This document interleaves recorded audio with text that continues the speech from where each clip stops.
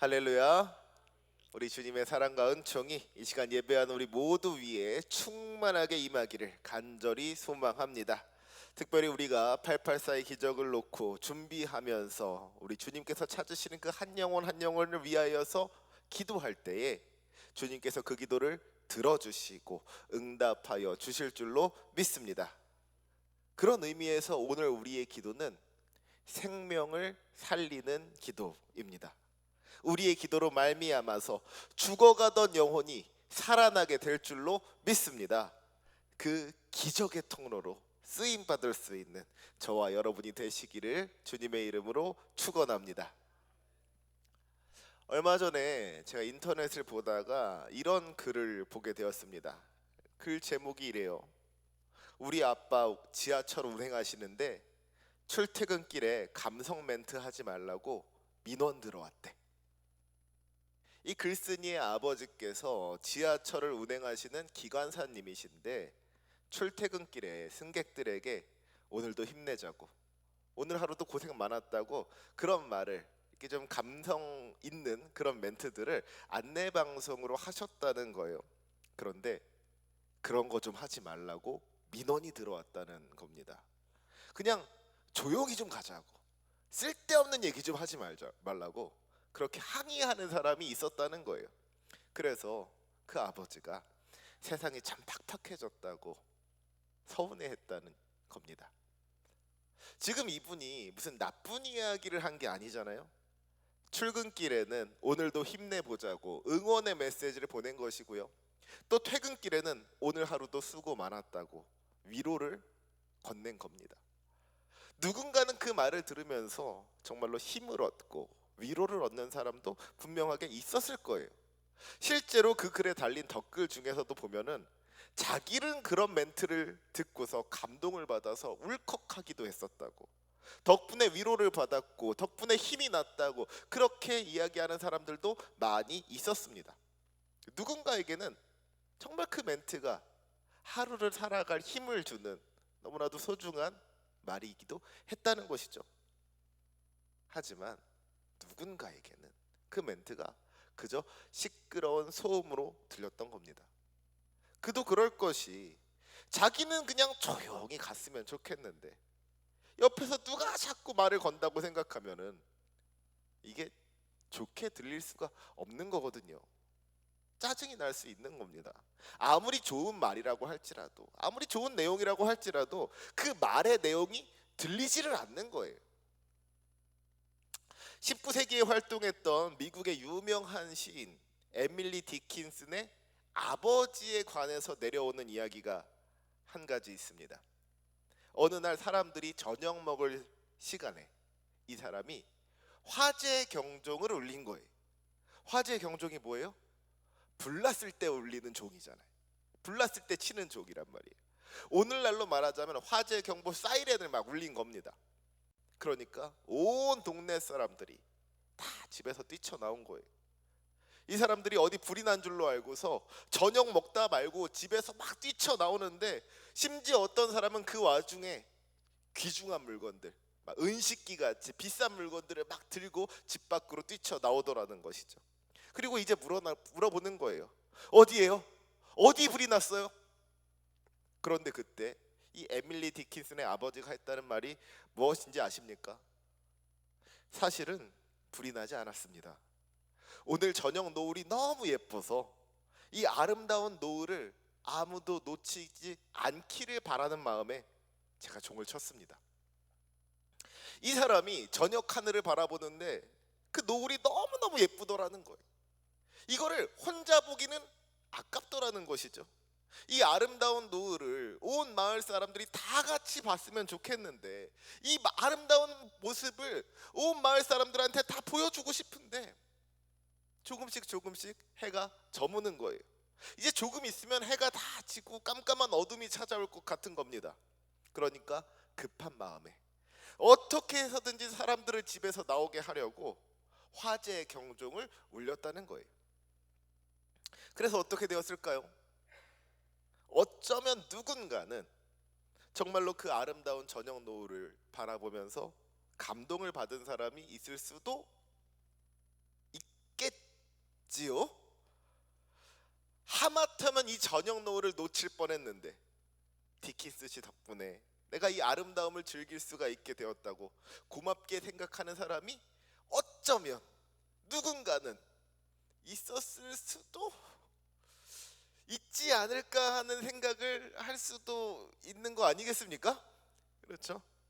하지만 아마도 대부분의 마을 사람들은, 거의 모든 마을 사람들은 진짜 저 사람 제정신 아닌 것 같다고, 저 사람 미친 거 아니냐고, 내가 지금 밥 먹다 말고 지금 우리 이게 무슨 일이냐고 손가락질을 하면서 욕을 하면서 그렇게 집으로 돌아갔을 겁니다.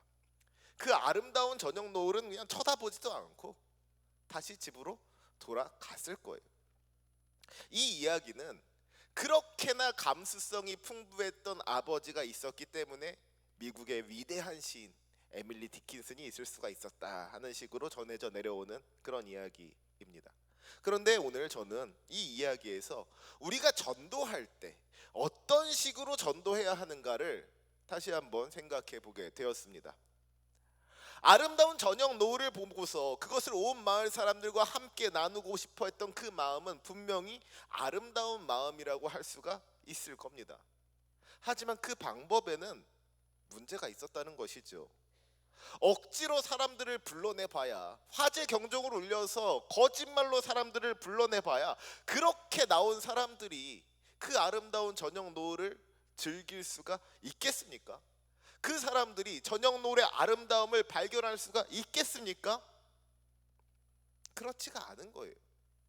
아무리 좋은 뜻에서 한 일이라고 할지라도 그것이 사람들에게 감동을 주고 기쁨을 주는 것이 아니라 오히려 화가 나게 하고 짜증이 나게 하는 그런 것이 되었다는 것이죠. 그런데 오늘날 우리가 전도하는 모습이 어쩌면 혹시 이와 같지는 않냐는 겁니다. 우리가 전하는 복음이 사람들에게 위로가 되고 사람들에게 힘이 되는 것이 아니라 죽어가는 영혼을 살려내는 생명의 말씀으로 살아 역사하는 것이 아니라 오히려 사람들의 눈살을 찌푸리게 하고 사람들이 짜증나게 하고 그 사람들의 마음이 다치게 하지는 않냐는 거예요. 디킨슨 씨는 어떻게 해서든지 저 아름다운 노을을 보기만 하면, 저 사람들에게 저 아름다운 저녁 노을을 보여주기만 하면 사람들이 그 아름다움에 빠져들게 될 거라고 생각했을 겁니다. 불이 난 줄 알고 왔더라도 저 아름다운 저녁 노을을 바라보면 그 아름다움에 빠져들 거라고 생각한 거예요. 하지만 결과는 어땠습니까? 그렇지 않았다는 것이죠. 아무리 아름다운 저녁 노을이라고 할지라도 불이 난 줄 알고 밥 먹다 말고 급하게 뛰쳐나온 사람들에게는 그 아름다움이 보이질 않는 거예요. 오히려 어떤 사람은요, 그로 말미암아 그 저녁 노을에 대해서까지 안 좋은 인상을 품었을 수도 있는 겁니다. 저게 뭐 별거라고 이렇게 사람을 귀찮게 하느냐고, 저게 뭐 대단한 거라고 이렇게 거짓말까지 해가면서 사람들을 불러 모았냐고, 오히려 그 아름다운 저녁 노을에까지 반감을 불러일으킬 수도 있더라는 거예요. 우리는 어떻습니까? 어떻게 해서든지 복음을 들려주기만 하면 구원의 역사가 임할 것이라고, 어떻게 해서든지 예배당에 데려다가 앉혀놓기만 하면 우리 주님께서 역사하실 거라고 그렇게 생각하는 경우가 참 많이 있습니다. 하지만 어떻습니까? 그렇지 않더라고요. 억지로 복음을 들려주고 억지로 예배당에 앉혀놓는다고 해서 전도가 되지를 않더라는 겁니다. 그것을 보여주는 가장 분명한 증거가 우리 자녀들이지 않습니까? 많은 성도님들이요, 자녀들의 신앙의 문제 때문에 마음 아파하십니다. 그분들이 공통적으로 하시는 말씀이 뭐예요? 자녀들이 어릴 때는 교회 잘 나왔다는 거예요. 그런데 아이들이 크면서 청소년이 되고 청년이 되면서 그 믿음을 잃어버리게 되었다는 겁니다. 여러분, 그런데 그 자녀들은, 여러분의 자녀들은 정말로 믿음을 잃어버린 걸까요? 어릴 때는 좋은 믿음을 가지고 있었는데 나이가 들면서 그 믿음을 잃어버린 걸까요? 정말로? 물론 그런 경우도 있기야 있겠죠. 하지만 가만히 보면은요, 많은 경우에 그 자녀들이 어릴 적에 가지고 있었던 믿음을 잃어버린 것이 아니라 원래부터 믿음이 없었다는 것을 알게 됩니다. 믿음이 있다가 없어진 게 아니라 애초부터 믿음이 없었다는 거예요. 뭘 가져본 적이 있어야지 잃어버리죠. 애초에 가진 적도 없더라는 겁니다. 엄마가 가자고 하니까 따라간 거고 아빠가 가라고 하니까 갔다 온 거지, 정말로 주님을 만나고 주님을 영접하고 믿음을 가졌던 것이 아니더라는 것이죠. 억지로 와서는 앉아 있었지만 수많은 찬양을 부르고 수많은 말씀을 들었음에도 불구하고 그 모든 것들이 마음에 와닿지 않았다는 거예요. 몸은 예배당에 앉아 있는데 마음은 딴 데가 있었던 것이죠. 그런 사람에게는 우리 주님의 말씀이 어떻게 들리겠습니까? 듣기 싫은 잔소리가 되는 것이고요, 시끄러운 소음이 되는 거예요. 그걸 억지로 견디고 버텨오다가 도저히 견디기가 싫어졌을 때, 도저히 버틸 수가 없어졌을 때, 나 이제 교회 안 다닐 거라고 그러고 교회를 오지 않게 되더라는 거예요. 사랑하는 우리 성도 여러분, 듣기 싫은 사람에게는요, 아무리 좋은 말도 소음이 되는 겁니다. 보고 싶지 않은 사람에게는 아무리 아름다운 저녁 노을이라고 할지라도 의미가 없는 거예요. 우리 주 예수 그리스도의 복음이라고 할지라도 듣고 싶지 않은 사람에게는 아무 소용이 없더라는 겁니다. 그래서 예수님께서 하신 말씀이 뭐예요? 들을 귀 있는 자들은 들으라. 그 말씀이 아무리 귀한 말씀이라고 할지라도, 우리를 구원하는 생명의 말씀이라고 할지라도 들을 귀가 없는 사람에게는 아무 소용이 없더라는 거예요. 그런 의미에서 전도는요, 단순히 복음을 전하는 것만을 의미하는 게 아닙니다. 너는 듣거나 말거나 나는 전할 것이다, 상대방을 생각하지 않고 일방적으로 복음을 전할 때 거기서는 열매를 기대하기가 힘든 거예요. 어떻게 하면 이 사람이 복음에 관심을 가지게 할 수가 있을까? 어떻게 하면 이 사람이 복음에 귀를 기울이게 할 수가 있을까? 이것을 먼저 생각하지 않는다면 복음을 전하는 우리의 수고와 열심이 다 헛된 것이 되어버릴 수가 있더라는 것이죠. 우리가 전한 복음이, 우리가 열심히 전한 그 복음이 소음이 되어버릴 수가 있다는 거예요. 그러면 우리가 무엇으로 사람의 관심을 모을 수가 있겠습니까? 무엇으로, 어떻게 하면 이 사람들을 복음에 집중하게 할 수가 있겠습니까? 우리 오늘 본문 15절의 말씀을 함께 읽도록 하겠습니다. 오늘 말씀 15절 말씀 함께 읽습니다. 시작. 너희 마음에 그리스도를 주로 삼아 거룩하게 하고 너희 속에 있는 소망에 관한 이유를 묻는 자에게는 대답할 것을 항상 준비하되 온유와 두려움으로 하고. 아멘. 저는 이 말씀이요, 우리가 어떻게 전도해야 하는지에 대한 답을 알려주는 아주 중요한 말씀이라고 생각을 합니다. 너희 속에 있는 소망에 관한 이유를 묻는 자에게는 대답할 것을 항상 준비하라 그랬어요. 이 말씀이 전제하고 있는 것이 무엇입니까? 예수님을 믿는 사람에게는요, 소망이 있다는 거예요. 아무런 소망 없이 살아가던 인생이라고 할지라도 우리 주님을 만나면, 우리 주님을 만나기만 하면 그 인생에 소망이 생겨난다는 겁니다. 그리고 우리 안에 소망이 생겨나면은요, 우리 인생에 변화가 나타나는 겁니다. 그래서 예수 믿는 사람들은 뭐가 달라도 다른 거예요. 소망 없이 살아가는 세상 사람들과 같을 수가 없는 겁니다. 우리 안에 있는 소망이 우리의 인생을 바꾸어 놓는다는 거예요. 그러면 예수님을 만나고 그 인생에 소망이 생긴 사람들에게는 과연 어떤 변화가 나타나는가? 우리가 예수님을 믿으면 우리의 인생이 어떻게 변화되는가? 이것을 크게 두 가지로 살펴볼 수가 있습니다. 첫째로 13절 말씀에 보니까요, 열심으로 선을 행한다 그랬어요. 예수 믿는 사람들은 어떤 사람들이냐? 열심으로 선을 행하는 사람들입니다. 자기의 유익을 돌보지 않고 남의 유익을 돌보는 사람들, 자기를 낮추고 남을 높이며 희생하고 헌신할 줄 아는 사람들, 혹시라도 다른 누군가가 나에게 해를 끼친다고 할지라도 그를 미워하지 아니하고 용서할 줄 아는 사람들, 사랑할 줄 아는 사람들, 이것이 바로 예수 믿는 사람들의 모습이더라는 것이죠. 세상 사람들은 자기의 유익을 쫓아서 살아갑니다.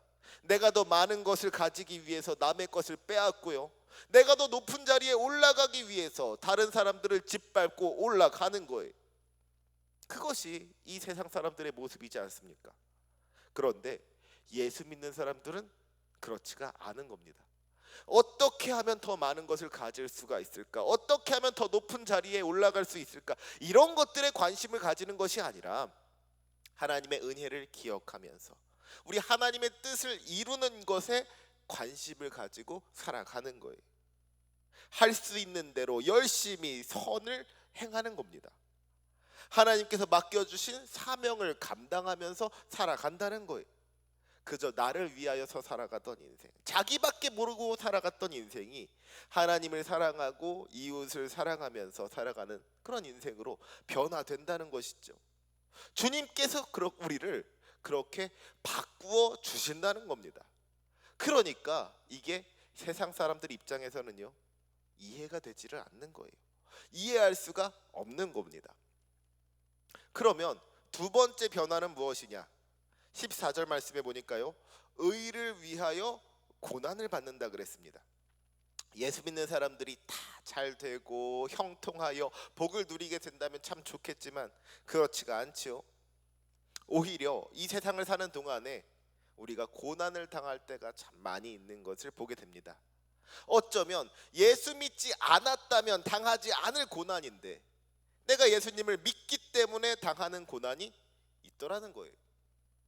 지금도 그렇지만 저 옛날에는 더 했겠죠. 당장에 예수님을 믿는다는 이유로 매를 맞고 옥에 갇히고 심지어는 죽음을 당하는 경우까지 있지 않았습니까? 그러면 일반적인 사람들이 생각할 때는 그런 예수 믿지 않는 것이 정상인 겁니다. 내가 예수 믿고서 무슨 병이 나았다든지, 아니면 예수 믿고서 사업이 번창하게 되었다든지, 뭔가 예수님을 믿고서 좋은 일이 생겨야지 믿을 맛이 나는 거 아니겠습니까? 그놈의 예수 한번 잘못 믿었다가는 매를 맞고 감옥에 갇히고 죽을 수도 있는데 뭐가 좋아서 예수를 믿느냐는 거예요. 그런데 이 사람들이 그 고난을 받으면서도 예수를 믿는 겁니다. 그 고난을 받으면서도 예수를 포기하지 않는 거예요. 심지어는 그 고난을 받으면서도 두려워하지를 않는 겁니다. 근심하지를 않는 거예요. 고난으로 말미암아 좌절하고 절망하는 것이 아니라 오히려 기뻐하고 감사하며 평안을 누리더라는 것이죠. 그러니 이것이 세상 사람들 입장에서는 이해할 수가 없는 일이더라는 겁니다. 자기들이랑은 다른 거예요. 자기들이랑은 너무나도 다른 겁니다. 그렇게 우리가 자기들이랑 다르니까, 달라도 너무나도 다르니까 도무지 이해할 수가 없는 거예요. 그리고 궁금해지는 겁니다. 저 사람은 어쩌면 저렇게 열심히 선을 행할 수가 있을까? 저 사람은 어떻게 고난을 당하면서도 기뻐하고 즐거워할 수가 있을까? 우리의 변화된 모습, 예수로 말미암아 변화된 모습, 그래서 저 세상 사람들과는 다른 모습이 사람들로 하여금 궁금증을 가져오게 한다는 거예요. 그래서 사람들이 우리 안에 있는 소망에 관해서 그 이유를 물어보게 된다는 것이죠. 너는 왜 그렇게 사느냐고, 너는 어떻게 그렇게 살 수가 있느냐고 우리에게 물어보게 된다는 거예요. 그러면 바로 그때에 우리 안에 있는 소망의 이유, 우리 주 예수 그리스도를 알려주라는 겁니다. 나는 예수님 때문에 이렇게 산다고, 예수님께서 나의 인생을 이렇게 바꾸셨다고, 우리의 소망이 되시고 구원이 되시는 우리 주 예수 그리스도를 증거하라는 겁니다. 이게 바로 전도라는 거예요. 먼저 예수 믿는 사람들은 뭐가 달라도 다르다는 것을 확실하게 보여주고서, 그래서 우리에게 관심을 가진 사람들, 우리를 궁금해하는 사람들에게, 우리를 주목한 사람들에게 복음을 증거해야 한다는 것이죠. 히브리서 11장을 보면은요, 믿음으로 살아간 사람들에 대해서 이야기하면서 이런 말을 합니다. 이런 사람은 세상이 감당하지 못하느니라. 믿음으로 살아가는 사람들을 세상이 감당하지 못한다는 거예요.